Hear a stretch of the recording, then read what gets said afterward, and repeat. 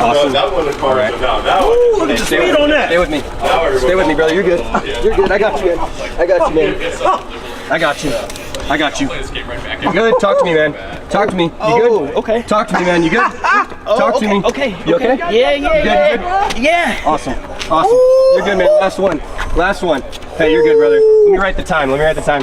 Awesome. Here, take a seat. Take a seat. Are you good? You hurting anywhere else? No, it's tight. Awesome, brother. Ooh, he got that joker strapped up. So how's that feel, Stan? I don't think I can feel my toes. Can they still wiggle? Hey, look, man, and that will save somebody from dying or bleeding out. And now, only keep this on for. So you're gonna have that on until medical comes and gets you. They're gonna go from there. So we're not fixing you up here by any means. I'm stopping the blood. I'm calling 911. You're getting care flight or someone's picking you up. And that's why I put the time. I'm gonna pass you off to the next echelon of care. Yeah. So, yeah. And food for thought there, people, we don't think about enough.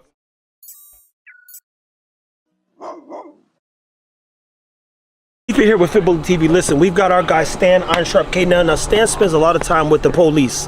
I don't know why that is, man. The good side of the police. Okay. He was on the bad side, too, to be clear. Now, Stan has experience, unfortunately, in getting bit in all kinds of ways, shapes, and forms. We're talking pinky toe. We're talking, I've got a video in my phone of a Rottweiler putting a tooth through his hand. You got your thigh bit. Face bit. Abs. Yeah. Forehead. I'm talking bites, people. I'm talking leaking blood. So Stan, what he's never done actually is learn how to put a tourniquet together or stop the bleeding. And we usually just wrap it up really tight. And guess what? This fool go right back to work taking some bites. You gotta do what you gotta do. The work gotta get done. He's like, the dog's good. I'll survive. Let's get these dogs back going. This dude is one of the most committed people I've ever met in this space. And we've got commitment number 2. Our guy Tyler, man, who's given us, again, we're back at Checkmate. He's gonna put us through a whole ringer. This episode's about Stan. Stan first and foremost, because y'all know I'm not taking no bites. It's like this. Jamie Foxx said, anybody hit me, they gonna get fired. So in this case, Stan needs to learn how to do a tourniquet, and it might help Jamarcus one day because Jamarcus got bit by his own dog. Hey, our dogs get worked up, bro. They start losing sight. I've seen Bregg's dog bite his kneecap. Yeah, it happens. Man, say. Boot got me the other day. He hit me on my knee. Ain't nobody biting me. So he's gonna walk us through putting this together, all the things that you should know. Can they buy this in the store? Yeah, absolutely. You can buy them in the store or online. These are trainers, which is why they're blue. You don't want to train with the ones you actually carry just because they'll get worn out. Don't leave them in your cars in Texas. They can get warped, right? So you want to keep them in good condition. So I don't ever train with the one I actually carry on me. It's a Cat 7 tourniquet. These are the best in the business. Snake Staff Systems also makes some really good smaller ones for carry purposes. So I do carry one of those as well. But yeah, so I have a lot of these in cars, in bags, in different med bags, and we're gonna do a tourniquet, brother. Let's do it. So you said you've been bit in your thigh. Where were you bit? Right here. It was actually in these. My man. Okay. Same pants. It was right there. Okay, so are you familiar with the femoral artery? That's the big one that goes there. Yeah. So your femoral will run right here, right where you got bit. You can bleed out very fast if your femoral is severed. So we're gonna go over it today. You can stage your tourniquets a lot of ways. I like to stage mine where they're already looped through, right? And then I have this little flap right here so that I can pull it tight, right? Time is not on your side in these kinds of scenarios, right? So we're gonna go over getting that tourniquet on. You wanna get it up very high as you can, over the wound. Pull it tight, as tight as you can. And this won't make the leg start squirting blood. It's to stop the squirting. So if it's currently squirting, right, and you start cranking down,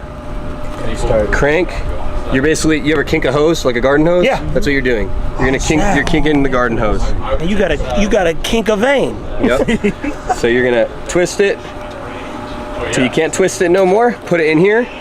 Take this flap, and then you're gonna write the time that you applied the tourniquet, so that when you do get to the next echelon of care, they can know, hey, he's had that tourniquet on too long, stuff like that, right? How long is too long?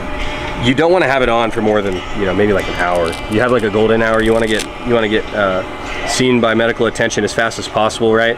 So they'll deem it, but we want to stop the bleeding, right? So we don't want to be able to feel a pulse in the leg. We don't want to be able to get anything underneath this tourniquet. And usually your person that you're applying the tourniquet to, the patient you're treating, you want them to actually be more focused on the pain you're causing from how tight this is than the pain of the injury that you're treating, right? So you want them yelling about how tight this is. Let that take the focus, right? Remember that movie Major Pain? You want me to show you a trick, take your mind off that pain? There we go. You need a gold tooth, man. He'll break that leg. So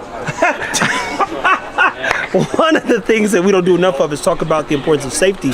And Stan and I, we haven't gotten into it, but I had to be very clear with him one time about making sure that Jamarcus was safe, because he's more valuable behind that camera to me than getting bit in a suit. And you think getting bit, working dogs, is entertaining, but keep in mind, unfortunately, the professional who does it for a living has been bit more times than he probably should. And it's not a bad thing. Accidents happen. That's about every 1,000 bites. So it's a good percentage. Hey, but a good bite will set you back. A long time. I'm reaching my quota. So I haven't had a clean bite. So I've been lucky. I call myself one tooth. I usually catch one tooth whenever I do get bit. One tooth stand. Yep. Yeah. So when they turn around and get a clean bite, that means they got a good chunk of meat. Yeah. So my worst bite was this one here. I don't know if you can see it on the camera, but I went to smack a dog and she turned and caught me instead. And this What was you bled smacking her for? Oh, we were trying to piss her off. Oh. Yeah, we were working some civil stuff. I didn't have no equipment on. I didn't have a whip or nothing. Trying to piss her off. I was like, let me see if I can do We this. got to make sure we clarify for y'all start losing y'all shit in there. Yeah. Look, when you're working You got a in dog, the trash again. Yeah, no. I'm just playing. When you're working a dog, you literally want to make sure that I mean, these guys, I've seen Stan get a dog. Woo! And you were like, yo, you sure you want to deal with that dog? You gotta do what you gotta do. I mean, these people are coming to us to be safe, so we gotta make sure that the dog knows exactly what they're supposed to be doing in any situation. There you go. Gotta try to recreate it as close as we can to a real. So in today's episode, we talked a little bit about safety to start. Here's the trick. Now we're going to bring the old man out. What was that show you was on? America's Top Dog. So America's Top Dog, season 1, Stan took Rocco. Rocco did a little house investigation. And he was doing more drug work. Yeah. But Stan can tell Rocco to, what's the word? Souk. And souk means go search the house. Now something ugly happened if Rocco find you in his house. I'm gonna say that right now. And I think the nigga old now, so he see now. Yeah, he's gonna be like, I wanna go. So he like this, it get real ugly real fast for you. So we're gonna show you the walkthrough of Stan getting a breakdown of where the house is. Then Stan's gonna work through walking through and clearing rooms and using his dog and what that looks like. Does Rocco still listen? Yeah, he knows what he's supposed to be doing. He's a blockhead, so he's an independent thinker. But I like Rocco better because Rocco don't bark.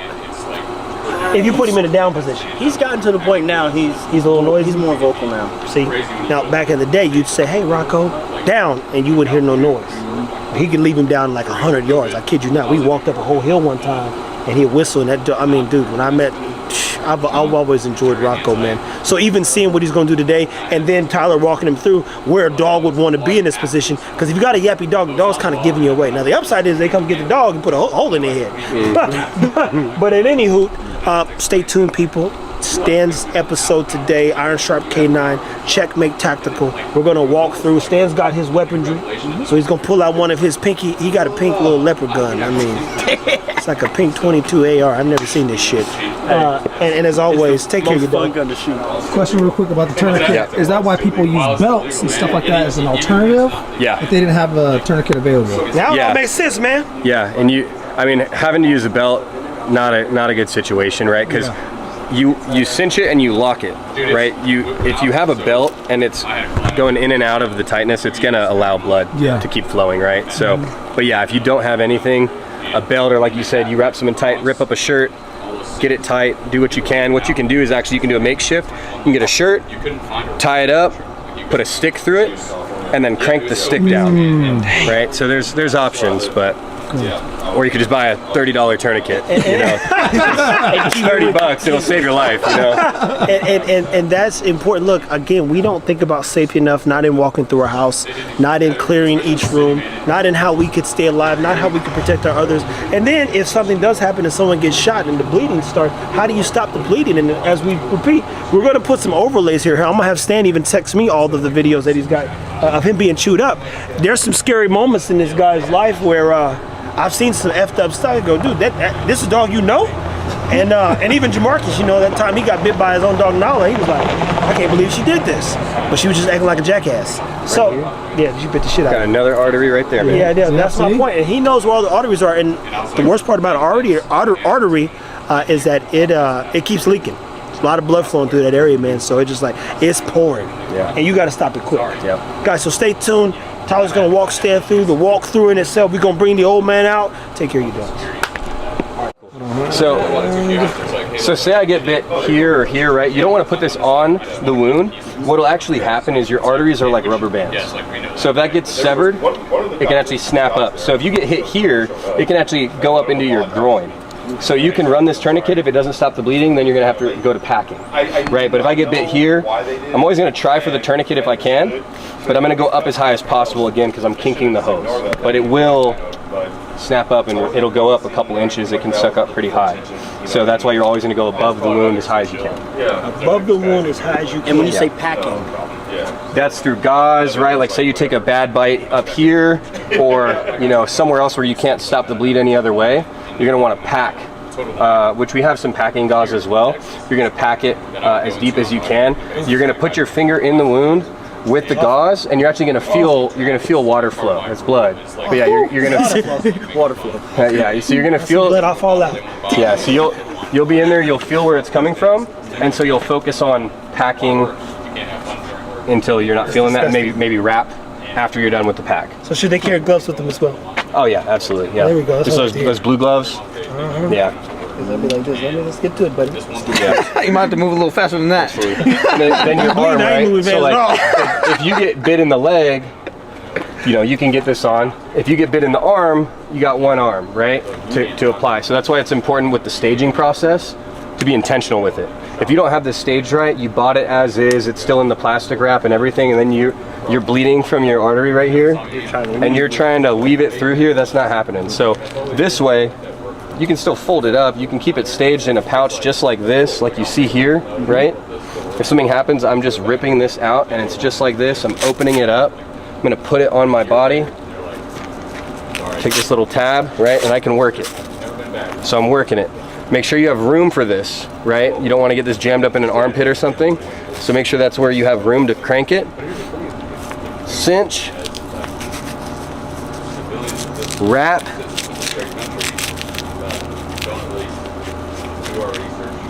And you're gonna crank it. And that's when Soldier Boy comes out. Man. Why me leaning, why me right? Sick bicep pump.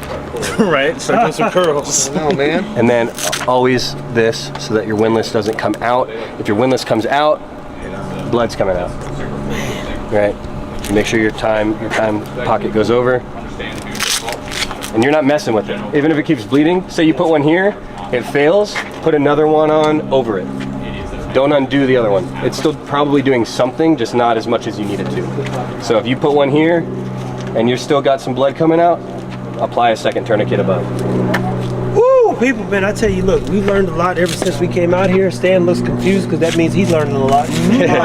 Safety is probably one of the most expensive things on earth. And again, we're here to be as safe as we can in our home, people. Stay tuned, take care of your dogs, and look, get one of these situations right here. Cat tourniquet. Cat tourniquet. And you said they had a smaller one as well. Yeah, my buddy has one. Hey, Forrest, real quick, can I see your snake staff tourniquet? Snake staff. So he carries this in his pocket every day. Has this clip here, so it bites your pants so it won't fall out or anything like that. And you just slide it out of here. You can see it's much smaller, but it does the same thing. It has a glow stick as well, so if it's nighttime, you can crack that so people can see you have a tourniquet. And different locking mechanism, right? Just live in a different world, man. This one, instead of this pull tab, it has this to lock it in. He said, damn. Yep. Stay tuned. Hey, bro.